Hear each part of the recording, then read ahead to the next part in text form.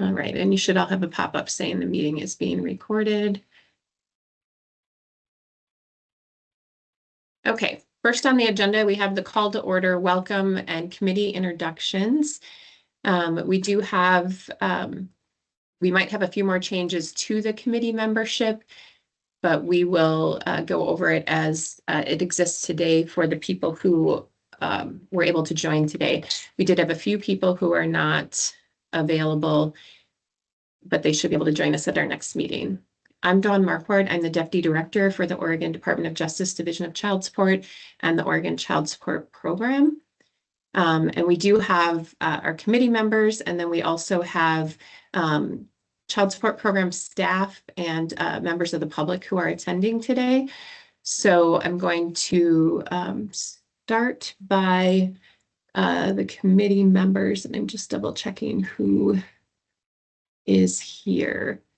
I'm going to go from my committee membership list, and I am not able to see all the participants right now. So I will just read through the list. And if you are a committee member and here, I will ask you to introduce yourself. And particularly for this group, we are asking that you identify what your current role and how you use the child support guidelines in that. So if you're an attorney, maybe indicating that you practice, you're in private practice and you have a family law caseload or clients and looking for that type of information.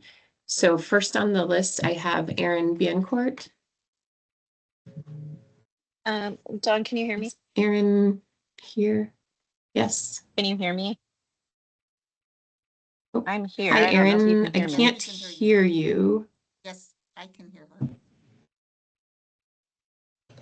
Okay. Go ahead, Erin. Can anybody else hear her? Yes, we can. Yes, we can hear her. There might be something wrong. Yeah, well, obviously she can't hear.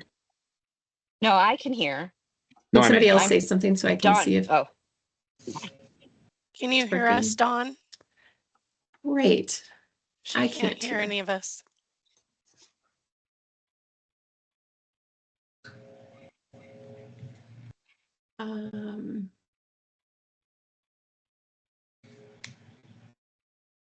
It wouldn't be a government meeting without technology. I am issues at the going to beginning. troubleshoot this. Could I have somebody from the policy team take over on reading through the list of attendees and doing the roll call while I try and resolve this? Sure, I can do that. I'm just gonna start from the beginning again. Sorry about that. So we have Jason Chappell, Michelle. did you want me to? Oh, sorry. Yeah, let's go ahead and go through the kind of the roll call and the introductions. Okay, So go ahead, Erin. You can go ahead and go Yep. first there. All right. Thanks, Kate. My name is Erin Biencourt. I am an attorney in private practice in Eastern Oregon and Pendleton. I currently mostly have a family law caseload. Previous to coming over to private practice about 2.5 years ago, I spent 5 years working for the Confederated Tribes of the Umatilla Indian Reservation as their child support program manager and program attorney. And so that is part of my pathway to this committee.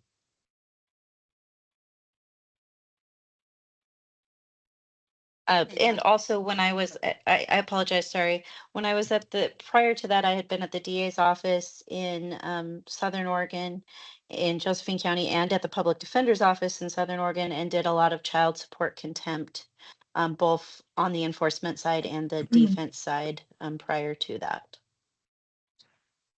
Great, thank you, Erin. Dawn, can you hear us now? Yes, I Yes, can. you Thank can. you. I'm on 2 devices now. So sorry that I missed all of Erin's introduction, but I did catch the end of it, and I know Erin, so I'm glad you were able to join us. Donna Brand is up next. Good morning. My name is Donna Brand. I'm the presiding administrative law judge for the Office of Administrative Hearings, and our office is the one that hears the administrative request for hearings of the administrative. been with the OAH doing that, running that program as a presiding for more than 20 years now. And then before that, I actually was a Lane County district attorney who did the child support cases as well. And before that was a defense attorney who did family law and child support cases on the flip side. And during that entire process, I also did 14 years in the military doing administrative actions as a judge advocate general and assisted when they had family support issues that affected deployed soldiers. So that's kind of the background that I take to being on this committee. Thank you, Donna, and thank you for your service and continuing on this committee as well. Next up, we have Deborah Dowdle. Do we see her in the list? No. Okay, Kelly Evans. I'm here. Can everybody hear me? Yes. Somebody with a thumbs up. There we go. Some nodding heads. Yes. I've been in private practice for 25 years. I do family law exclusively. I work with the child support guidelines all the time. And I was part of the prior group that revised the child support guidelines back in 2012 and 2013. Excellent. Thank you. And thanks for joining us again. Next up, I have Tabitha Fish. And Tabitha is one of our child support case participants who is joining the committee to share her lived experience and that perspective of an individual whose life is impacted by the child support program. And Tabitha is on here. Go ahead, Tabitha. Hello. What was it that you wanted me to say again? I'm sorry, my phone is not working so great. Great. If you could just introduce yourself and if there's anything you want to share publicly, you can. Okay, my name is Tabitha Fish, and I am a parent who is currently working with the child support program. I pay child support and have been paid child support, so I'm on like both sides of that, and I'm just here to give my input or ideas or listen or all of the above. Great, Tabitha. Welcome. We're really glad that you're able to join us. Next up, I have Luciana. Hi there, I'm Luciana Fontanini, and I am a policy analyst with the Child Support Program. I sometimes get to answer the questions that attorneys and the public send into we have like a public email box that has been shared, I think, even with this group. So I oftentimes am the one answering those questions, and I'm looking forward to participating. I've heard a lot about Guidelines Advisory Committee and not gotten to participate before. Thank you, Luci. Jeremy Gibbons. Good morning. Am I audible and visible? Oh, Audible. Great. Oh, and visible too. Thank you. Thank you. Yes, Jeremy Gibbons. I'm a deputy district attorney in the Family Support Office at Clackamas County. That's where I've been for 8 years, and I participate. First of all, I work with our staff and doing all phases of the administrative process here. And I also do actions that get to court. So, for example, de novo appeals of child support awards, and also when court enforcement is necessary. So contempt and occasionally criminal non-support efforts. Prior to being at Clackamas County, I worked with you fine folks in child support policy for about 10 years. And I also had the pleasure of participating in the 2013 guidelines review with Kelly and the 2010 guidelines before that. And then prior to that, I spent about 5 years as a child support caseworker. Excellent. Thank you, Jeremy. Heath Hadaway.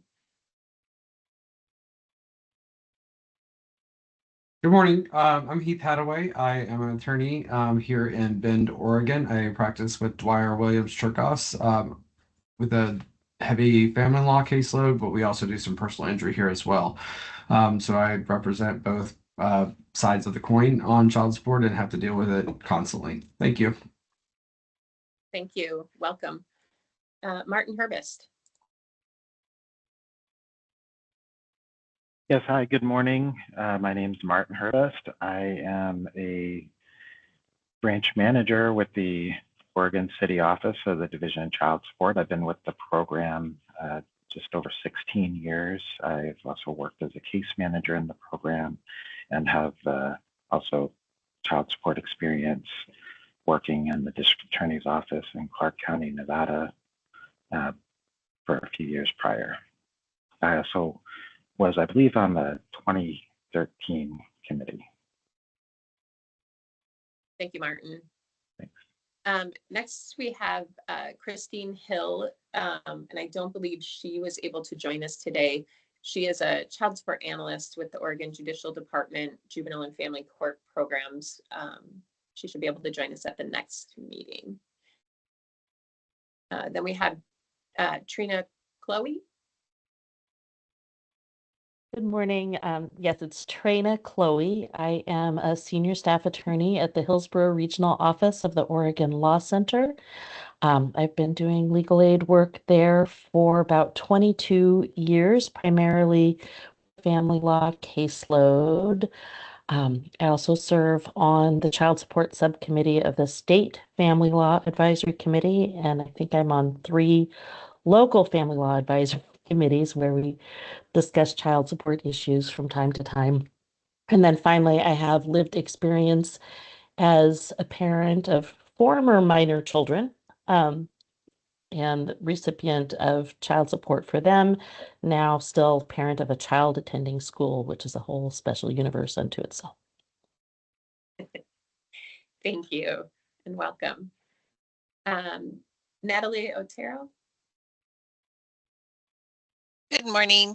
My name is Natalie Otero, and I am with the Oregon Judicial Department. I currently am the family law facilitator in Columbia County and also part of the Juvenile Family Court Program Division Facilitation Work Group. And I help people daily with their child support worksheets when it comes to child support for judgments and so on. Thank you. Thank you. Welcome. Sabrina Owen. Hi, everybody. I'm Sabrina Owen. I'm the Oregon District Attorney Association liaison to the Child Support Program. Such a long title. I represent the district attorneys who have child support programs in their counties to the child support program. And in my previous life in another jurisdiction, I practiced family law for about 20 years. Excellent. Thank you, Sabrina. We're glad you can join us. Judge Raines. Hi, my name is Keith Raines. I'm a senior circuit court judge. I served for about 20 years in Washington County. Most of the time I was the chief family law judge there. I did the child support docket for almost all those years.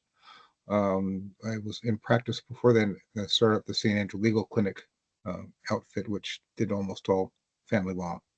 I'm on the child support committee for SFLAC and also the education committee for SFLAC and 3 LFLACs and a number of other committees and number of other work groups. So it's really a pleasure to be part of this group. Thank you. We're glad you could join us. Mike Ritchie.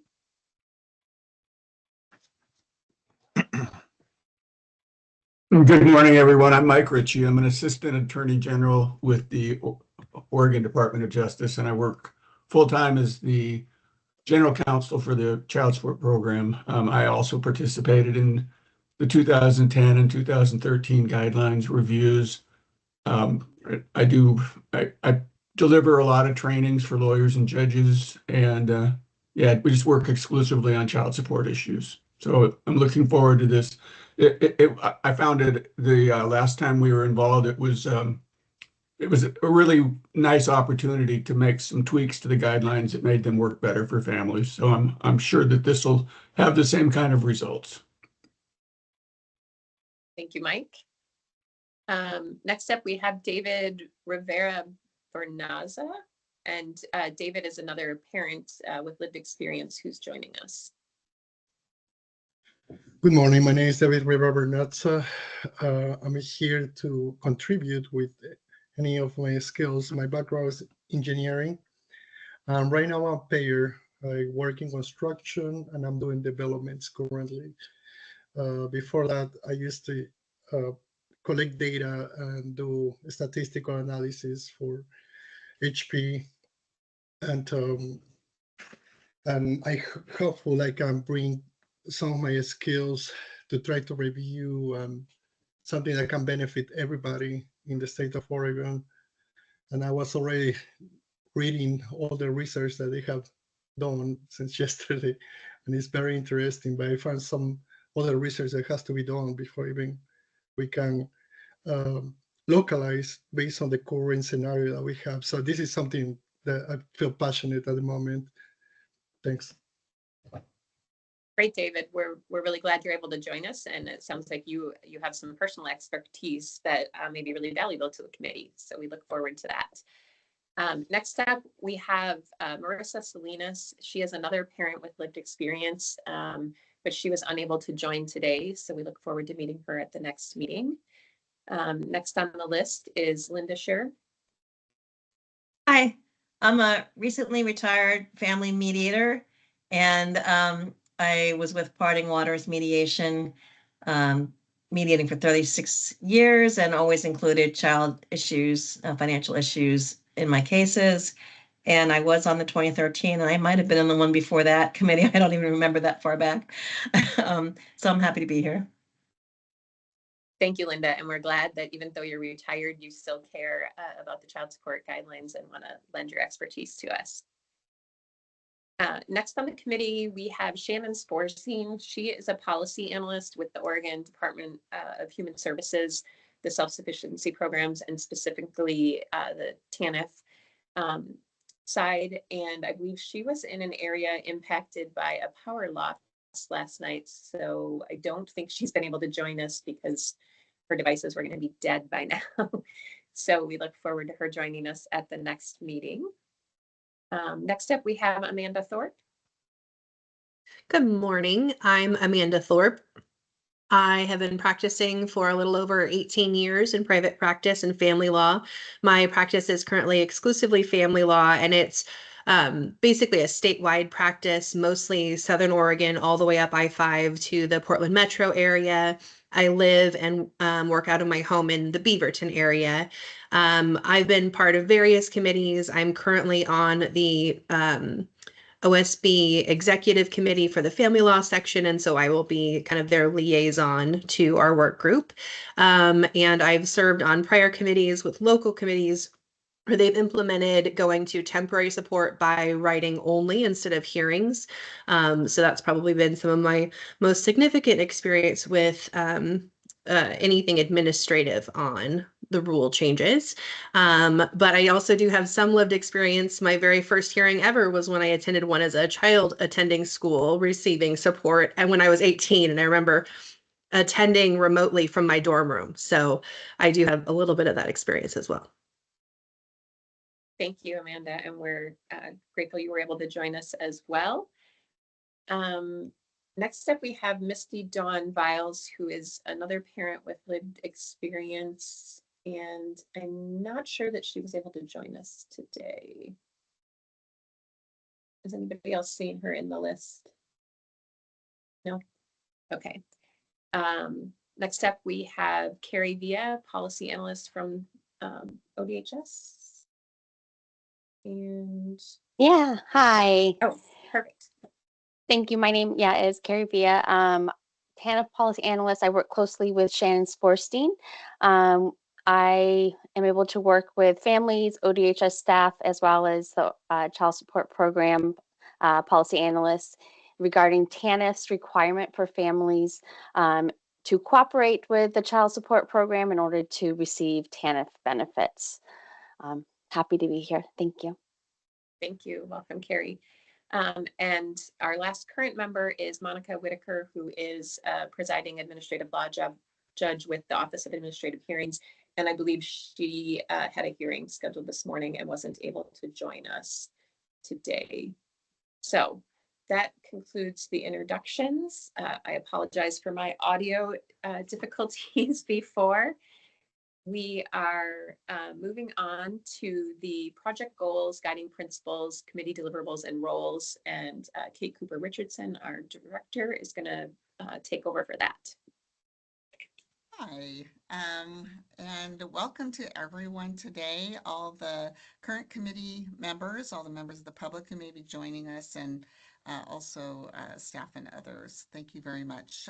I am the director of the Oregon Child Support Program and of the Division of Child Support at the Department of Justice. You will notice I am not on the committee membership list, and I was going to explain a little bit about why that is. But I have, just by way of introduction, I have been the director of the Child Support Program since January of 2013. Prior to that, I was the deputy director, so actually Dawn's current role. And during the prior guidelines advisory committee and that work, I was the deputy when that started and was in the role that Dawn is now, and to help facilitate that committee work back then. And so I've been with the Department of Justice now. I am an attorney by training for about almost going on 15 years and have been in state government for about, now it's, I don't know, 28. I think it's about 28 years. I wanted to explain why I am not chairing or actually even participating directly on this guidelines advisory committee. And that is because one of the outcomes of this committee, or the primary outcome, will be a report, and that report and with recommendations, and that will come to me. And so as the director, there are Oregon state, in the state of Oregon, our guidelines, our child support guidelines are an administrative rule, and that administrative rule authority resides with my division. And so technically I am the administrator of that program, and so would I help promulgate those rules. So this is a way for, since the report will be coming to me, it made more sense for me to be aware of following it, but have a little arm's length, so that you can have that full discussion and recommendations, and they can come to me fully formed instead of directly participating in that. So it's not that I won't be tracking what's going on, and I may pop in on meetings here and there going forward, but generally I won't be participating directly in this process. Just a little more background about Oregon's guidelines. So all states are required, the Oregon the child support program is federally required in all states, and there are 54 programs in the states and territories. It's a federal program administered by the states and territories. There are also, for tribal governments, tribal governments may also have a Title 4D, that's the title of the Social Security Act. They may have that 4D program in their tribal governments as well. In Oregon, there are 2 of the 9 federally recognized tribes that reside in Oregon. 2 of those do have direct child support programs, but of course, child support programs interact with all tribal governments at some point. Because this federal program is administered by the states, there is a fair amount of flexibility in how states do that. There are some consistencies, and then there is places where there are different options. As all state programs are required to have child support guidelines, that's a requirement that has now been in federal regulations for since the 90s, I think, since the welfare reform. So late in the 90s, and it may even predate that, actually. I'm going back in my history, but it's been around for a long time, and the expectation is that state programs quadrennially, so every 4 years, review their child support guidelines so that they do stay fresh and current with the circumstances. They also, different states have different ways of enacting those guidelines. And Most states actually do not have them in an administrative rule. And we see this as a real advantage, having that in Oregon. In some states, it's the Supreme Court has a committee that determines in their court rule. In some states, they're in statute. Quite a few states, they are actually in statute and go through a legislative process for review and updating. And just because they're reviewed doesn't mean that they're always updated, especially when it is a guidelines review or those are statutes are more fraught with making changes, or it's more laborious. So even though the federal requirement is a quadrennial review, it does not necessarily mean they must be updated by then. And there's not really a penalty for not doing that. Although I think if it became really disjointed between what the guidelines were supposed to be doing and not changing, there might be a little more pressure from the federal government on that. But all this is to tell you that in Oregon, we do it here by administrative rule. And what's wonderful about having that tool is that it's more flexible. It means that the guidelines can be adjusted for certain things easily, including minimum wage, for an example, because our minimum wage is incorporated into our guidelines, and that periodically changes here in Oregon, and other federal rule and other changes it's easy for those things to be adapted because the administrative rule process still has a protocol and public input and all those opportunities, but it is also quicker and more flexible. So Oregon is considered, and from a guidelines perspective, is envied by a number of other state child support programs because of that flexibility. And because of that, we've been able to do a relatively good job at keeping our guidelines more current and flexible. That said, it's important for us to do an in-depth review periodically as well. The last major one as you heard, started in 2011 and really concluded in 2013. And that was a pretty big overhaul for our program and the child support guidelines. It also some of the areas that had some significant changes, including the way we address our parenting time credit. And the model that we developed that came out of that guidelines is actually one that has been adopted by a number of other states, either wholesale or somewhat adjusted for that particular state. We also were an early state to focus on actual income and the ability to pay as the primary focus of determining that ability to pay, and in setting child support orders. Actually, that predated a federal rule that enshrined that and expectation for child support guidelines. Since that time, we haven't done a major one since that time because the program itself underwent a massive system modernization project that really took all of our resources and also needed to be in place before we picked this back up again, because in the end, the child support guidelines are the administrative rules that are manifested in the child support calculator, and then the calculator is also built into our system as well. So we were ready to pick that up again, and then along came a pandemic just as soon as we were wrapping up our system project. So finally, we are being able to pick this up. We have been kept current with changes in law, so our guidelines are still reflecting any current changes in law, but from a policy perspective and stepping back and taking a wholesale look at it again, this is the most major effort we have had since 2011. And we all have also, before doing this, we contracted for essentially an economic analysis, and that is the Center for Policy Research report.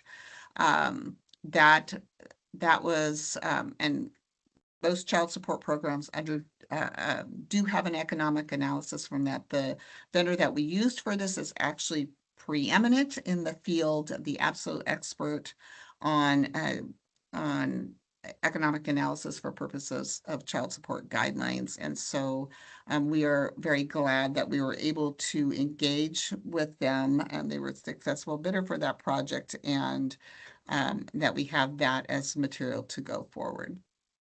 So that's some background of why we are where we are. And I also wanted to talk a little bit about the 4 overarching principles that we want to apply to this process. And for those of you who participated in our last major guidelines advisory committee, you will recognize these. But I think it's important for the committee to have principles that help give us a double check when we're talking about a lot of different options or impact. And so I'll just share those now. You'll see those more in writing. If you looked at the last major report we had, you would have seen it in there. But those are the 4 principles are the guidelines produce fair awards. And I invite the committee maybe to do a little tweaking on some of the language here. For instance, here, I would maybe say fair and equitable awards. It's important that we are considering that or calling out maybe that equity aspect might be implied in fair.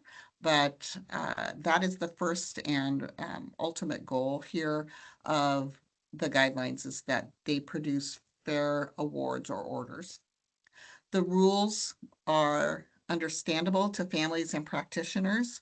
I do think, while that's been always a goal, it is a very difficult prospect when dealing with child support, because to get to fair and equitable awards, it sometimes can be very complex.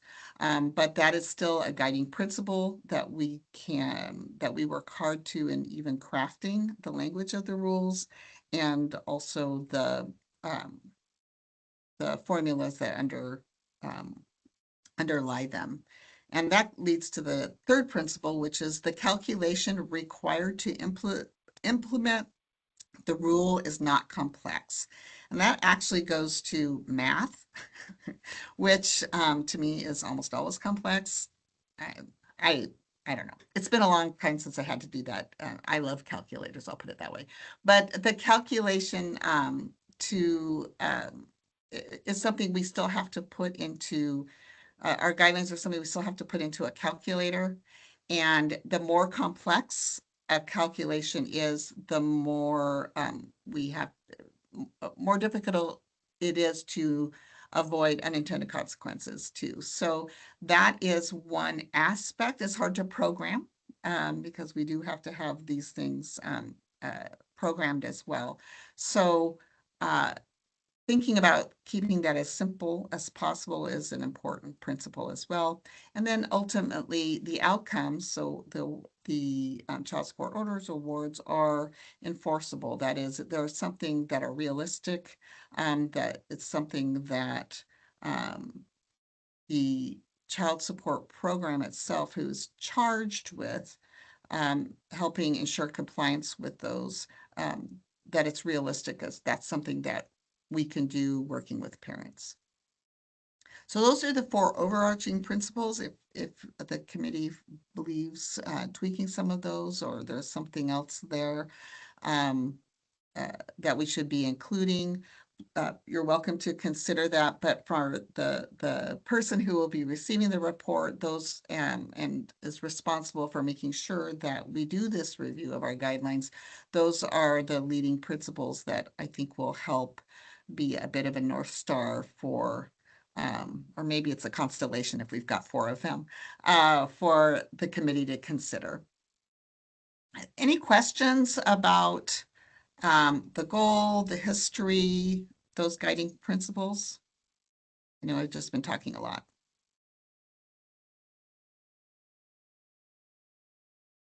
All right, and then so the last couple things I wanted to address, and I think I have implied those already, is that the deliverable will be ultimately a final report. I want to let you know that we don't have a particular deadline in that there's no statutory or federal regulation deadline that we're working with. And so there is, while we've done, I believe Don and the teams have done some forecasting on what we believe the level of effort will be here in the time frame. If there are things that pop up along the way, we won't be driven only by a timeline. And so it's important to get this right more than be working in any specific or artificial timeline. The deliverable itself will be ultimately a report with recommendations for changes to the administrative rules and also the calculator, because those two things go together, but that will be the final deliverable.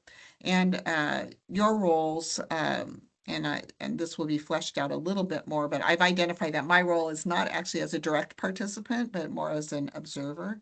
There is a role of the public in that these are public meetings. And I know, and we'll work out the details of that as things go along, but there is opportunity for input as well. They're not direct participants in every meeting. Then there will also be opportunities maybe for non-committee members who are members of the public, perhaps on some of the work groups that will get down to the nitty-gritty on some of specific areas. Those specific roles will become more clear as we move through the process. And then Don will be operating, of course, as the facilitator and the chair and making sure this moves along. But I wanted to thank all of you as committee members for your willingness to participate and bring your perspective and your expertise to the table, because to achieve the outcome or to achieve the deliverables here with any updates that are needed for the child support guidelines, considering all the principles as well, it really takes all those perspectives to come together to have a full and complete outcome that benefits Oregonians and beyond.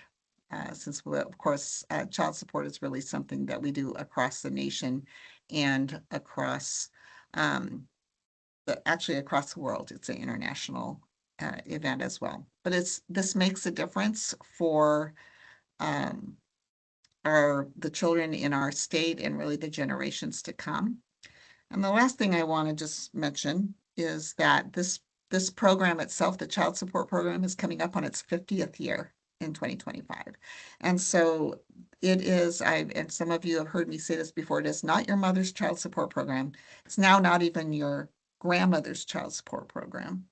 And the approaches and the knowledge and the research and evidence has evolved over the years as well.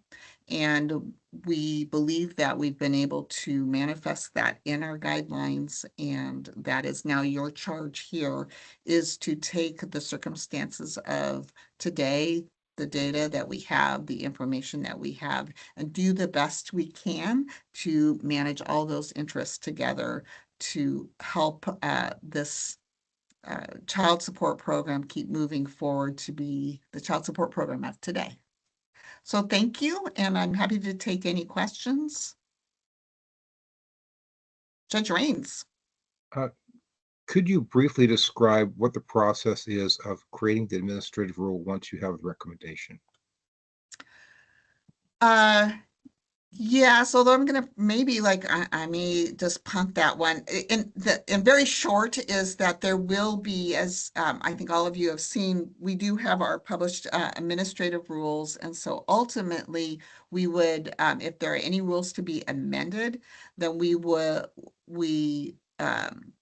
put that forth through public notice, put out the amendments, put it out for a public comment period, and then depending on any comments received, we may adjust based on those comments, or maybe not make any adjustments based on those comments, or there weren't any comments, and then they would be enacted through the Secretary of State's office. It's a pretty quick process. There's the due process of a certain amount of public comment period. But, and then those are published through the Secretary of State and of course also on our site. That's kind of the high level of how that would work. Is that sufficient? Hey, Kate, this is Mike. I would just add one thing. The report that was produced last time and on some of the subjects actually had draft language included in the report. Yes. So truly the guideline rules, and there are a set of administrative rules that are just for the guidelines.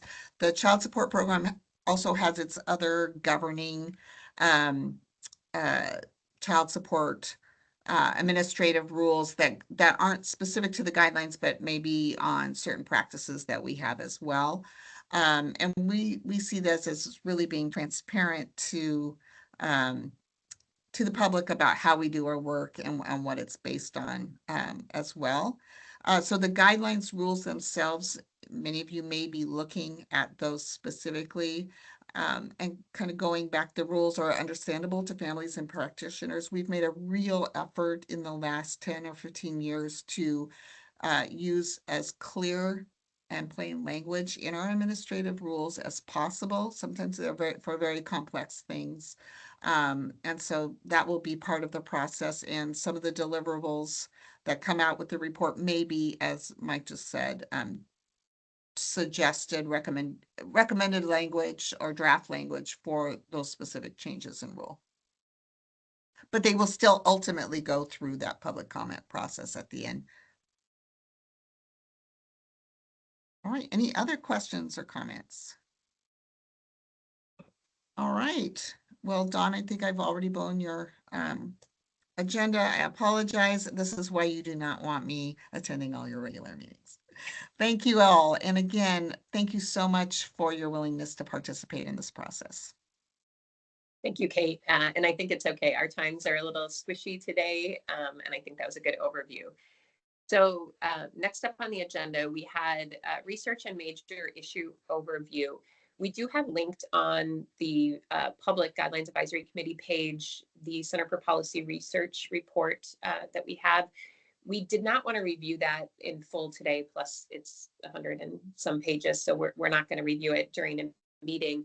But to sort of help us key in on some of the issues and things that might help you, give you a little bit of background before you review the whole report, we do have our policy team put together 3 policy papers that are sort of a preview of things that are included in the report or things that the child support program had already identified as potential issues that we want to look at.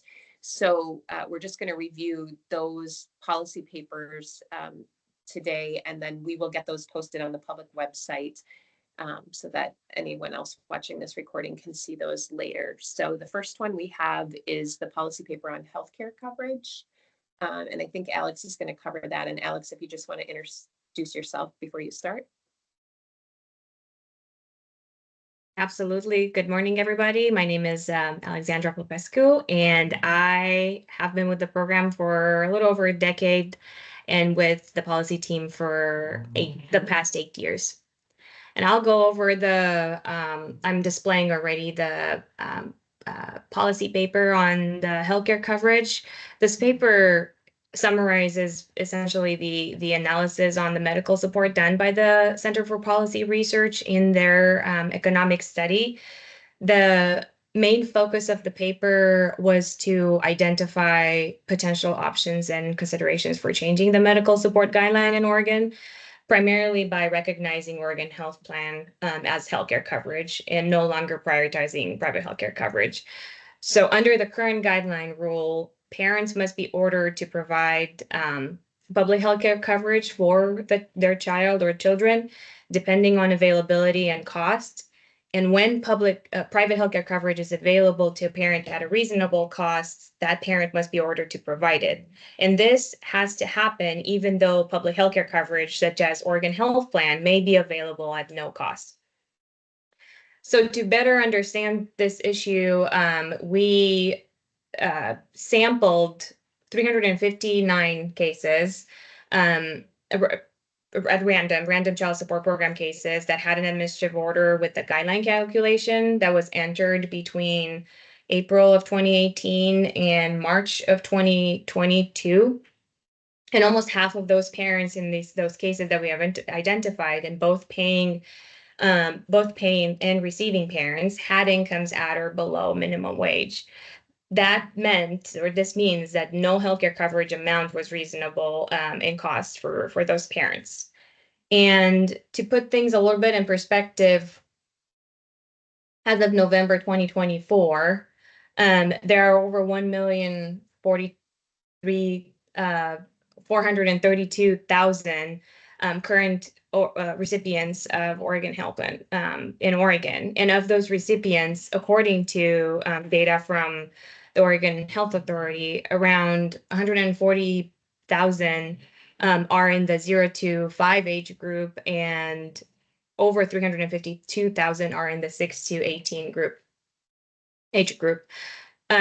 We've also, and so I'm kind of skipping through, just kind of getting the surface level summary or synopsis of this policy paper, but we've also issued and sent a survey to parents who have cases with the Oregon Child Support Program.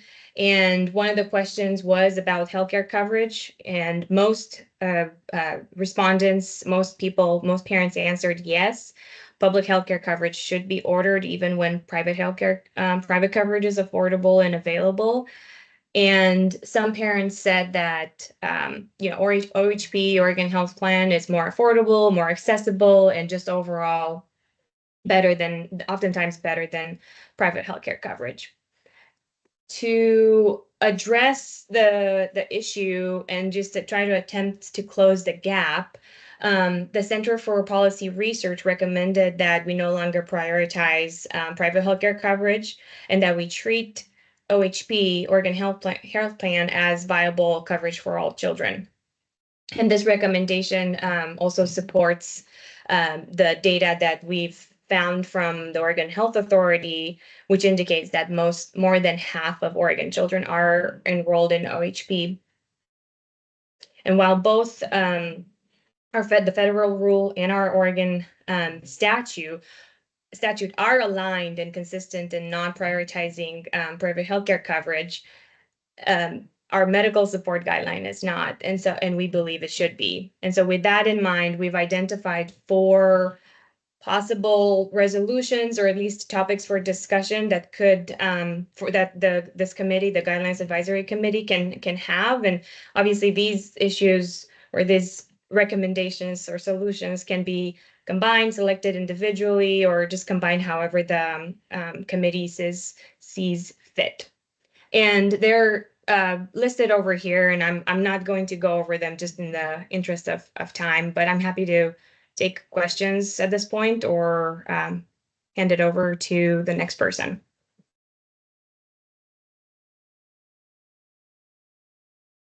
Thanks, Alex. Alexandra. I am not seeing any hands right now, and certainly this will go over in more detail later. So I think we can move on to the income paper next. Hello. So a recurring subject that seems to be coming up both like out in the child support world at conferences, and then with questions that we regularly see on our guidelines. Income's is a big question for folks of how we're using it, and in particular something gets referred to as income imputation, and really that just means alleging that a parent has the ability to earn income without evidence that they actually are earning it right now. And the federal government discourages the use of potential or imputed income unless there's specific evidence, or actually it goes more than discouraging it now. They actually prohibit us from imputing income without actual evidence about a parent's circumstances. And so Oregon's guidelines are generally pretty compliant with the federal rule, but we allow imputing income without actual evidence in 2 situations that we want this committee to really dig into and look at. And one is when we just don't have information about a parent's earnings. We can say they earn minimum wage. And another is if a parent's receiving TANF we're required to allege that they earn minimum wage, and we would like this committee to really dig in and look at that and see if that's still something that Oregon should be doing or how we should change that. And then there's two more issues that are really tied up with income that that we would like this committee to consider, which are our current model for the self-support reserve. So the self-support reserve is intended to help ensure that a paying parent is left with income to support themselves.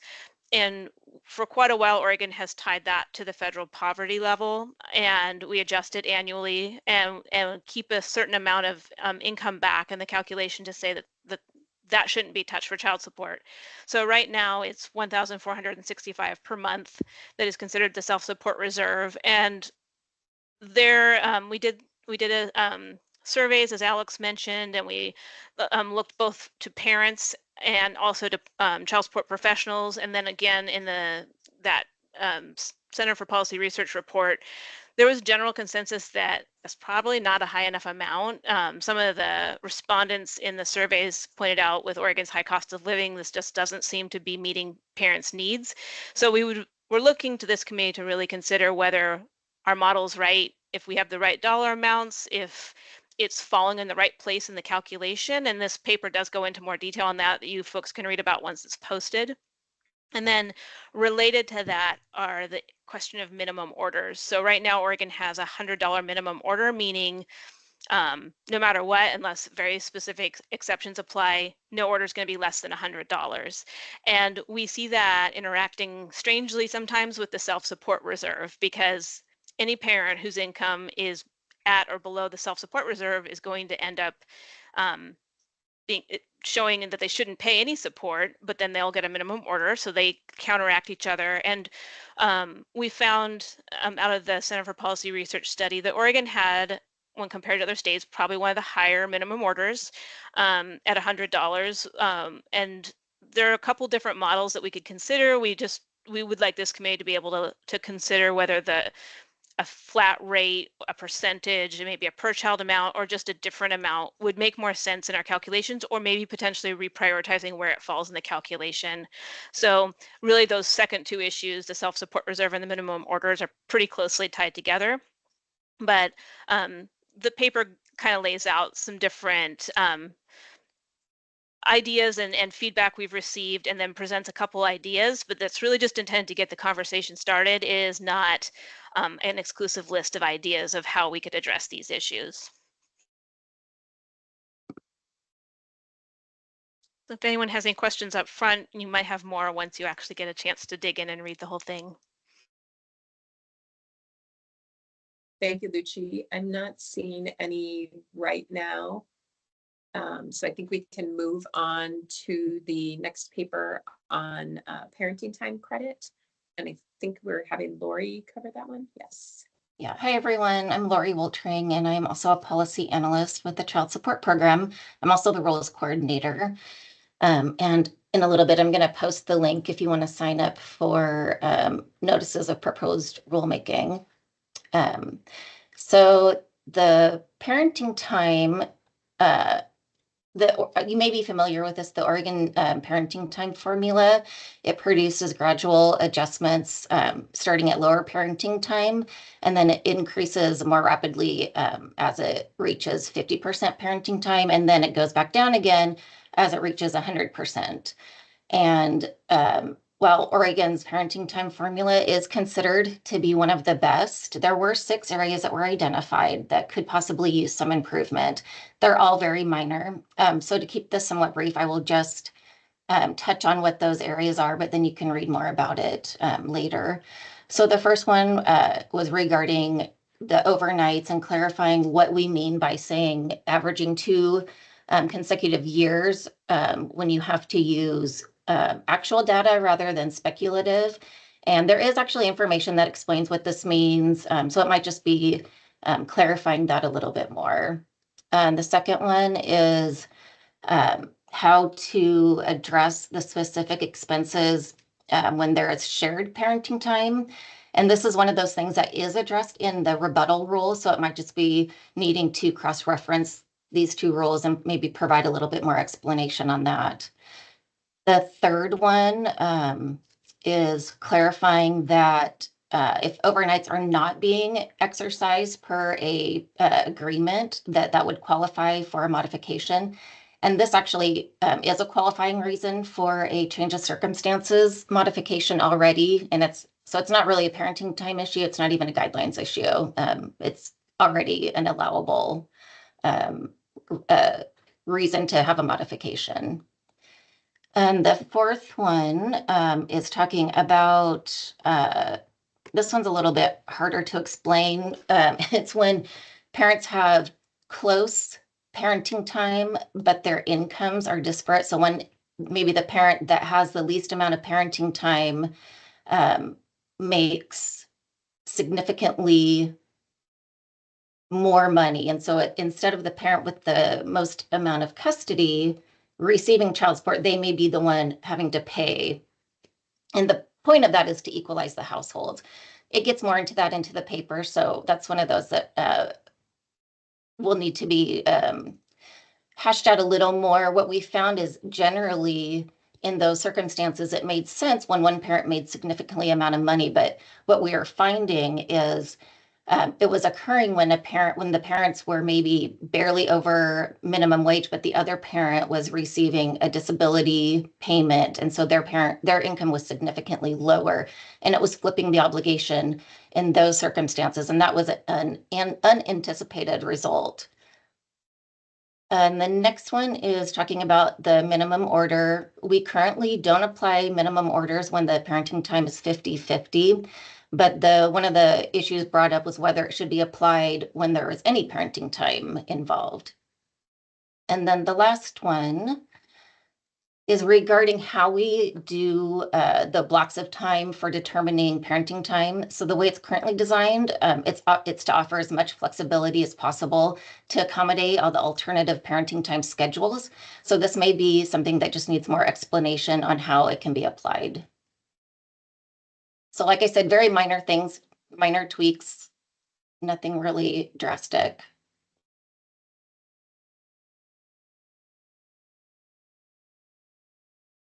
Thank you, Lori. Did anyone have any questions on the 3 papers that were covered briefly? And as I said, we will get those posted on the public page later today. So they'll be available to review there. I am not seeing any hands. Look at that, we're back on schedule. Next up, we have establishment of work groups. So as Kate mentioned, we are going to form work groups to kind of work through these specific issues. And we've identified 3 so far. So that's healthcare coverage, income and parenting time credit. And then later on, we'll have one kind of specific to the child support calculator and working through those issues, but we don't need to form that right now because we don't know what the changes are going to be. So in particular for the committee members, I'm looking to see if you're interested in one or more of these groups, with the plan being that our ask would be that every member of the committee would be on at least one work group. And Linda, I see you have a question or comment. Yeah, no, I'm just wondering, are the work groups required to be limited to those papers and issues raised, or can they cover the topic more broadly if there's other issues of concern? They can have other issues as well. These are just the ones that have already been identified. But as the work group meets, if there is something else that there's consensus on from the group, that could be reviewed further. And I think the policy analyst mentioned this a little, and I attempted to say it. Wow, where we got some of this information was also the specific surveys that we sent out to, we sent it out to child support program staff. We had one that specifically went to parents. We had one that went to the family law listserv and attorneys in general if they found it on our website. And then we also had one that was aimed at sort of court staff, and we included tribal child support programs. So that's where some of this information came from for that purpose. Judge Raines? Yes, I was wondering if we're going to address the incredibly high cost of daycare that we're encountering now. I don't know that we have it identified as a separate issue, but it could be talked about. Policy analyst, if you have a thought of either if that would maybe fit into parenting time credit, or would that be a potential different topic or work group? I do think that issue, like we had raised it as a potential issue early on, but it wasn't very highly rated in the surveys. But I absolutely think we could have one. I don't know how well it fits with the other ones, and it might be its own topic if there's like input that people have and concrete ideas of how we could change how we're approaching it. So maybe we could put that on an agenda for the next guidelines advisory committee to talk about.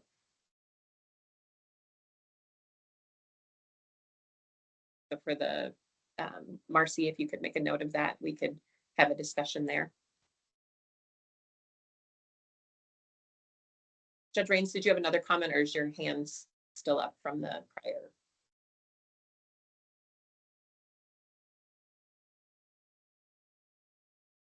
Okay, thank you. So based on the information we have available now, is there anyone who specifically wants to be involved in the healthcare coverage committee? And if we have members from the public who are attending the meeting, if you had a specific interest in one of those work groups, you could let us know as well. Did I see a hand raised? Trina? Yeah, We're I'm interested in the interested in- healthcare coverage. Okay. Yeah, and really you can put me on anything, but that's my first choice, probably. Oh, perfect.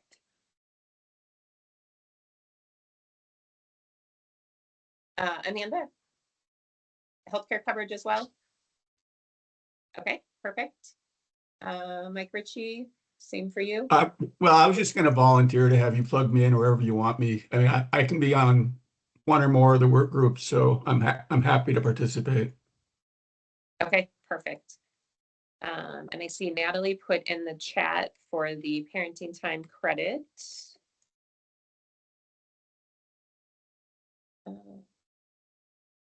Sandra's hands up. Okay, Sandra. And for child support program staff who are on the committee, I think we had a separate list of people there, so we can cover that there. You know, one more person in the chat, and then two more. So Donna ran on income and Heath Hadaway on income. Aaron Betancourt, Duany. Well, I'm not. There's a whole bunch going on right now. I'll just wait. Okay, perfect. The Judge Raines for parenting time credit, Linda for parenting time credit. David said income and parenting time credit. I think we had Aaron for any. You had Judge Brand for any. Carrie income. Jeremy's interested in income and medical support.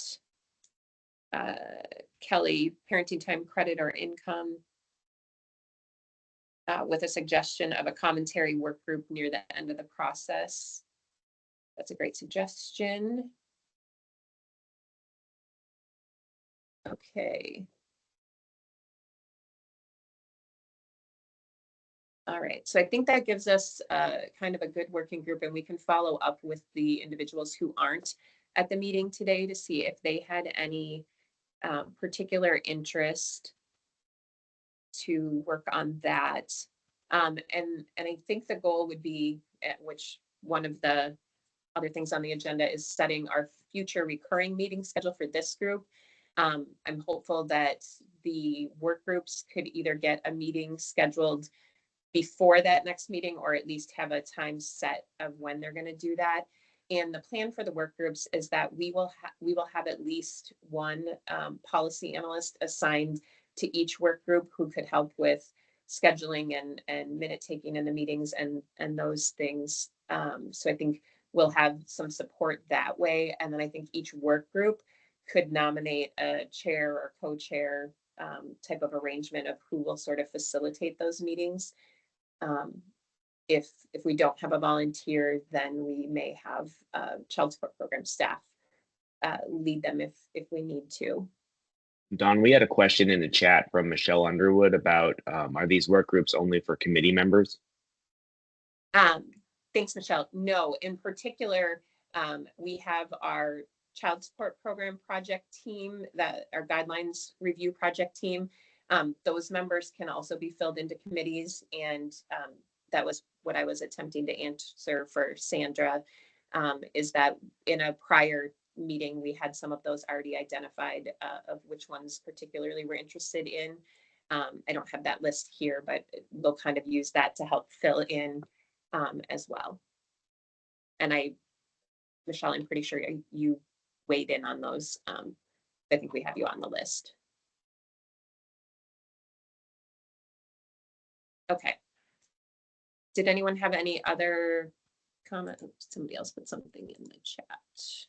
Oh, yes. And members of the public, and as I think I mentioned, I know we had a few attorneys in particular who reached out to Kate since prior communication went out about either the possibility of joining the Guidelines Advisory Committee or serving on a work group. And there will be opportunity for that. And we will continue to post the Guidelines Advisory Committee meetings and recording those. And so members of the public are welcome to join these meetings or go review them after they're posted.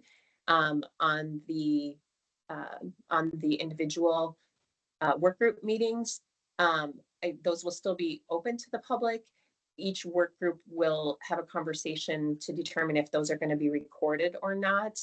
And in particular, I want to talk to our parents with lived experience about their thoughts on those. As David mentioned here, he's interested in the overall process. We don't want to get into, for members of the public, committee members, we don't want to get into people discussing their specific case, because this is really about the guidelines overall. So that's kind of the point there. But we do want open sharing, in particular from the parents with lived experience who are joining us. And if recording in those work groups is a barrier there, we'll talk about that for the specific meeting, but we do intend to post at least minutes from those meetings. Does that raise any questions or comments for anyone? No? All right, so we'll get kind of a suggested list of membership for the work groups posted. Marcy, are you ready to do a walkthrough of the Teams channel? Oh, we have a question or a comment. Linda? Yeah, I was wondering if there was going to be any attention that could be paid to the child attending school rules.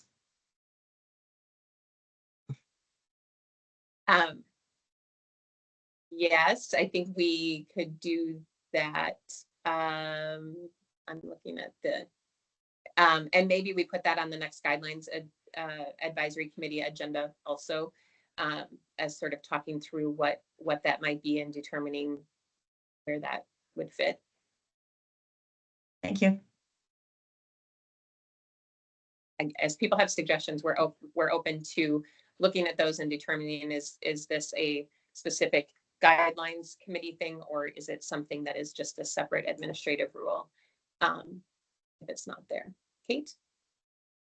Hi, thank you. Actually, Linda's question raised something that I probably should have mentioned earlier, and I remember was discussed last time we did this big effort, is because our child support guidelines are dependent or are in rule, any recommendations or changes that would go to something that would require a statutory change. It's really would be outside the primary scope, but could be raised as a separate issue. And the child attending school, that of course is a Oregon law. And because your question was very broad, so I wasn't sure exactly what you meant by, just looking at that area. The child attending school provisions are in statute and have been for quite a long time. There are also rules related to implementation of that statute and how it fits into the calculator, all those things as well. But I should have mentioned for that and other things as well, that the expectation is that these will be for rule changes that are not dependent on statutory changes, which are outside of our control. And while that doesn't necessarily mean statutory changes would never be looked at, to have that be time dependent, that none of the other guidelines recommendations could be done if it was dependent on statutory changes. I wanted just to make that separation there as well. I was specifically talking about the way it's calculated, the support. Yeah, and I figured you were, Linda, but it just like bing, it just reminded me that that we're very fortunate because it is almost everything that we have is actually an administrative rule, but there are a few things where if it is and that's what the staff here is for, Mike Ritchie as counsel, all these things is to identify where we are constrained by either state statute or federal statute. So so thanks for raising that question, even though I knew that wasn't where you were going, but it just reminded me that we do have the constraints of state and federal law that we will be working within. Thank you. Okay, Marcy, and while you're getting ready to share your screen, so we're establishing this Teams channel that will be primarily for committee work, and going forward, we believe we'll be able to schedule the meetings directly from the Teams channel, which is the plan, and that may affect things a little bit. So we will still post things on the public website for the public to look at, but the idea is we can use this when we get to the point of preparing reports and doing things that we should be able to have committee members have access for doing collaborative editing. And so as a starting point, we posted the papers here today, but go ahead, Marcy. Hi, I'm Marcy Hamilton. I'm a policy analyst. This is our Teams channel. We have a folder for agenda minutes where the committee can find those. We have the research papers are on here also, the meeting protocols. We have, in the future, we can post documents on here that anybody can edit. We have different, so the Guidelines Advisory Committee is a team.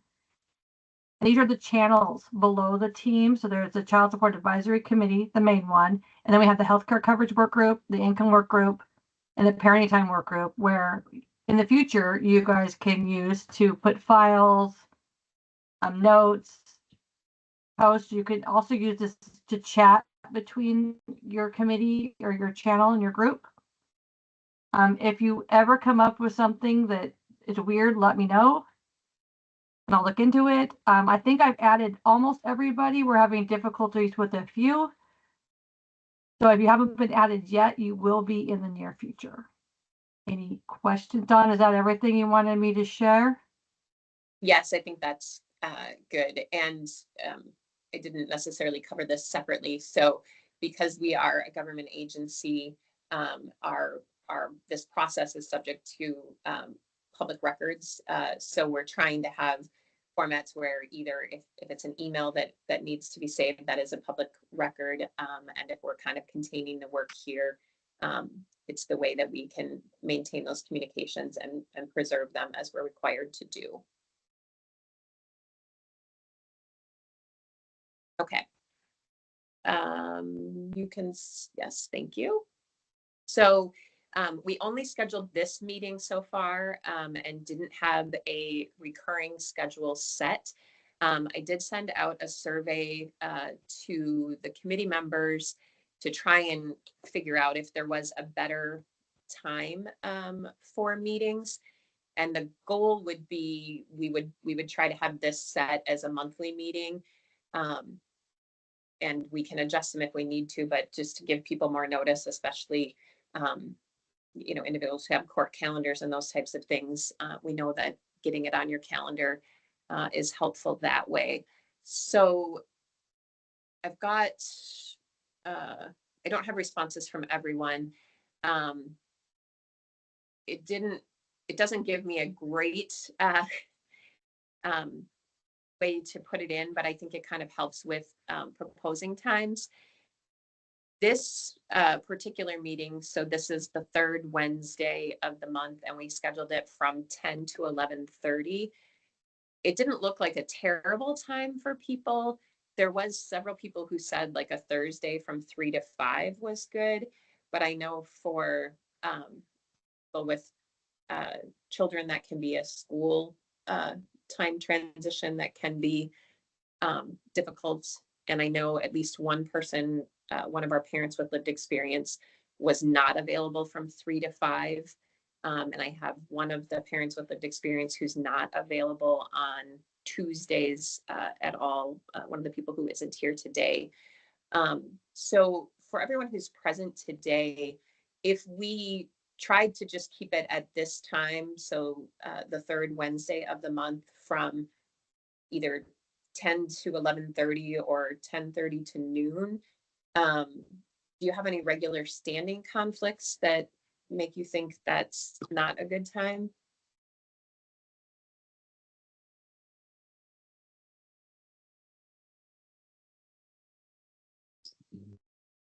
Natalie said it would work for her.